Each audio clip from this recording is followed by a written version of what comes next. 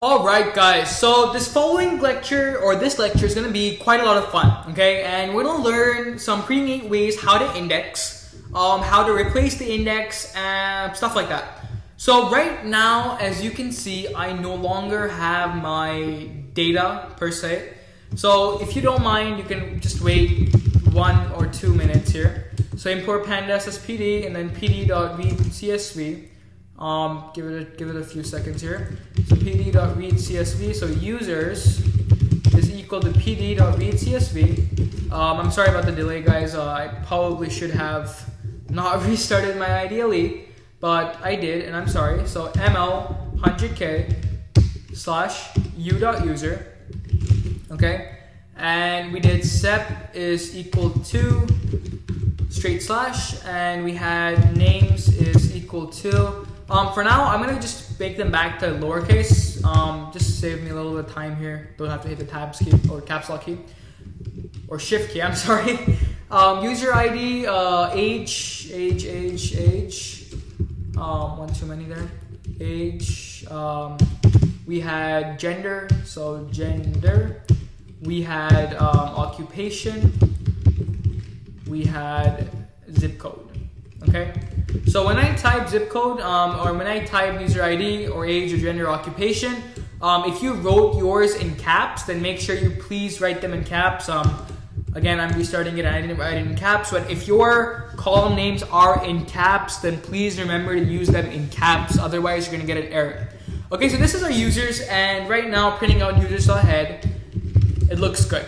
So we have everything back, it's all great. So before I talk about some indexing functions, I want to just quickly touch base on 2 other functions.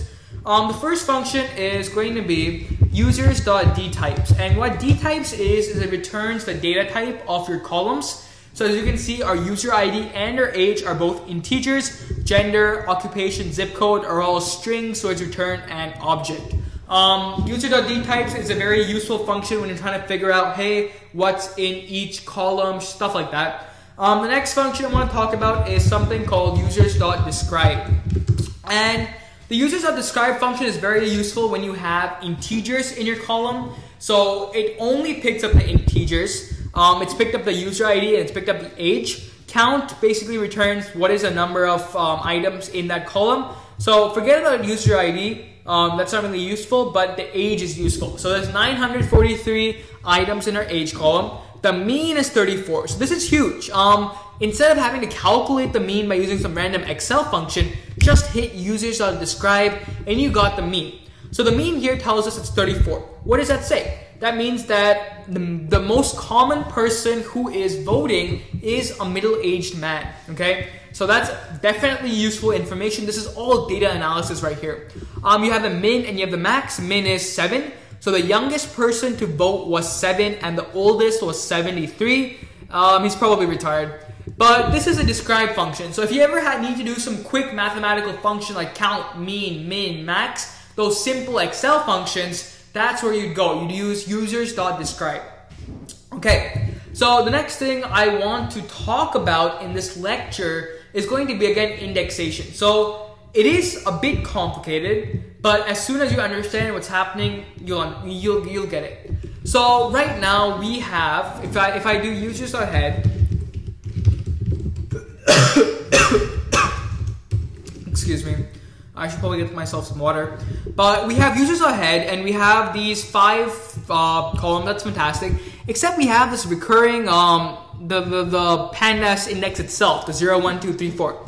So we did talk about how to use the index call function to make user ID as the set index. But what if I don't want to reinitialize the file every single time?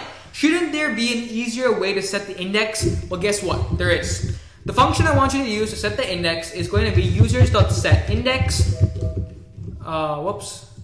Users.setIndex, and then just specify which column you're using. So let's use user ID.head. Okay, and that returns us user ID as the index. Okay, so now things have changed. However, if I print out users.head, what do I get? See, now I get back to that normal index, and I don't like that index, okay? I want to permanently change my index, okay? So if you want to modify your existing data frame, we have to use the in-place parameter. So go ahead and let's say users.head, users.setIndex, user ID, and then comma, you're going to specify in place equals true. So the first time when we were doing it, this part, users.setIndex, user ID.head, we're just saying to show us the results when user ID is the index. However, when we're saying this, the in place part, we're saying change it completely. Don't just show us, change it. So now, if we print out users, we no longer have that issue of that index coming now. Okay, so all that's good. Now the next part is, let's try slicing this. So we got rid of that random, the index pandas was providing. We have the user ID now, and we want to slice this. Okay, so I want to get from 10 to 14. Okay, so now I'm probably thinking, well, hey, it should be much easier now. So it's actually going to be 10 to 15. However, yeah, so we get 11, 12, 13, 14, 15. That works. Another way you can do this, suppose I want to get like first, second, and third. What happens? It gives me an error saying that doesn't work. What you can do is selecting rows. What you have to do is you have to use the IX method. So you're going to say users.ix, and then in here you are going to specify the rows that you want to see. Suppose I want to see the first row, 12th row, and 32nd row. It returns us 1, 12, and 32.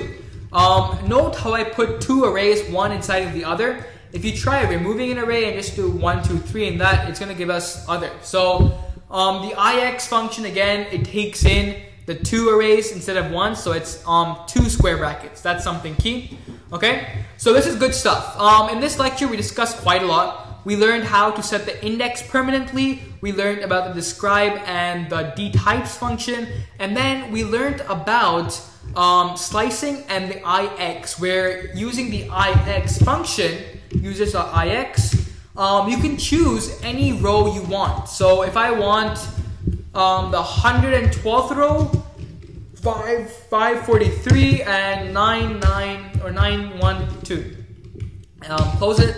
It returns me those 3 rows. So awesome job, guys. Hopefully now you're understanding pandas. You're getting comfortable with it, because that was the whole goal of this section. That's it for this lecture. If you have any questions whatsoever on this lecture or any of the previous lectures, please don't hesitate to ask. I'm still learning pandas, so I'm not completely experienced with it, but it's definitely been a learning experience with me creating these videos, understanding how pandas works, stuff like that. So see you in the next lecture.